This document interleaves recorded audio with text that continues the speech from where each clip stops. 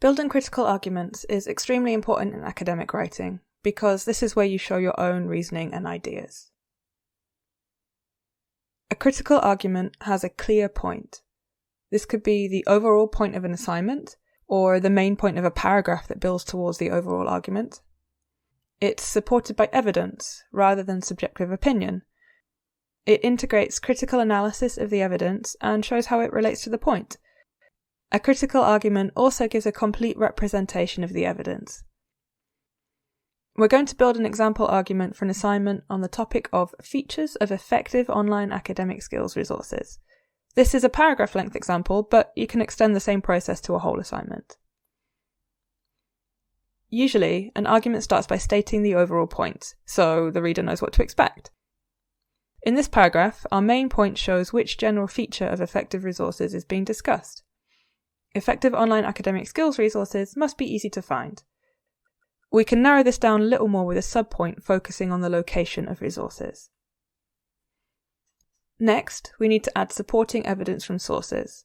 This usually means pulling together evidence from multiple sources and using this as the basis of your argument. Here, we need evidence that shows why the location of resources is important. We've synthesized information from a few sources, combining information about how students find online materials. Make sure that you cite all of your evidence appropriately in your department's referencing style. Here, we're using APA style. Adding some specific examples can strengthen your argument. Here, we've pulled out a specific example from our evidence to show some more detail about difficulties students might have in finding resources. To access higher grades, an argument needs to show some critical analysis. What does your evidence mean in terms of your main point? Remember, this is where your thinking and reasoning comes in. For example, considering the implications of the evidence for your argument, comparing or contrasting evidence from multiple sources, or evaluating the strength of evidence. These comments often use phrases like, "this suggests that," or "this is why," or "an implication of this is."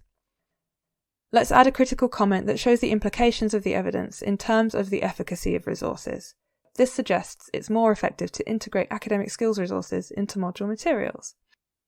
Here we now have the three key aspects of an argument: the point, the evidence, and some critical analysis. It's sufficient, but it's still quite basic. We can strengthen it by considering other aspects of the evidence relating to the point. The aim here is for completeness, so this could be other important factors or different findings. Consider all aspects of the evidence, not just the evidence that aligns with your argument. Here, we've added another subpoint about the amount of resources affecting how easy they are to find, and given evidence to support it. It's good to finish off with a critical comment that pulls everything together and shows what it all means in terms of your point. Together, it seems that online resources targeting key skills and provided at the point of need may be most effective. Now we have a completed critical argument. In your assignments, you'll probably want to be a little bit more detailed than this example, but the same principles apply. Find loads more academic and digital skills resources on the Skills Guides. subjectguides.york.ac.uk/skills.